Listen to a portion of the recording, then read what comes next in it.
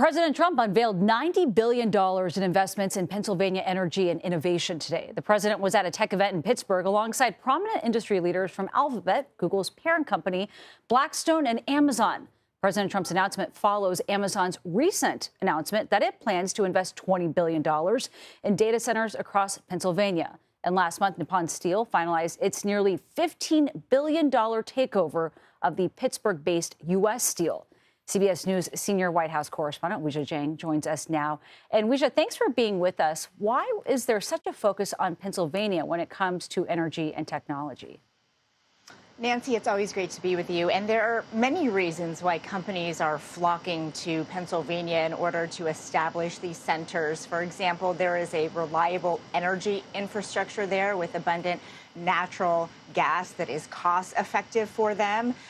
There are tax and permitting incentives, basically cutting a lot of red tape that they could face in other states if they were to try to set up these plants elsewhere. And there is an abundance of talent. I mean, the president was at Carnegie Mellon University today. That is just one of many institutions throughout the state known for producing top-tier technology and AI students and experts. And those are just some of the reasons. Of course, we're talking about communities, too, that used to be part of the famed Rust Belt. These are communities that are yearning and hoping for another industry to really revitalize the area. And that is the big hope here, Nancy, with this announcement of more than $90 billion pouring into the Keystone State. So you touched upon this a little bit, but what would the president's latest investment there bring to Pennsylvania when it comes to jobs? Would it create more of them? Well, the White House is touting tens of thousands of new jobs because when you're talking about so many different plans, in fact, they presented a long list of 20, at least, private sector companies that are planning to open new facilities there. Of course, you need people to work there and to run them. But it remains to be seen whether these actually come to fruition, because in some cases, these are just plans being announced. So it's very different when you see actual shovels in the ground. But certainly this is hopeful and, offers optimism for those communities.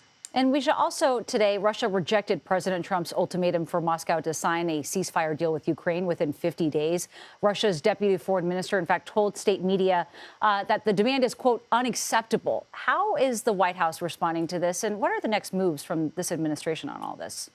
Yeah, they also called it theatrics, a sign that they are not taking this deadline seriously from President Trump, who insists that he means it when he says that if there is not a peace agreement at the end of now 49 days, because one day has passed since he announced it, there will be powerful secondary sanctions placed on Russia. That means there will be consequences for any other country that continues to do business with Russia, like Brazil or India or China. And as a result, Americans could face consequences as well, because the punishment would be a 500% tariff on all goods imported from those countries. And the president is not backing down from that. Listen to what he had to say today.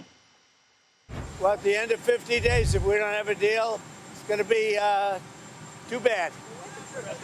Well, the tariffs are going to go on and other sanctions go on.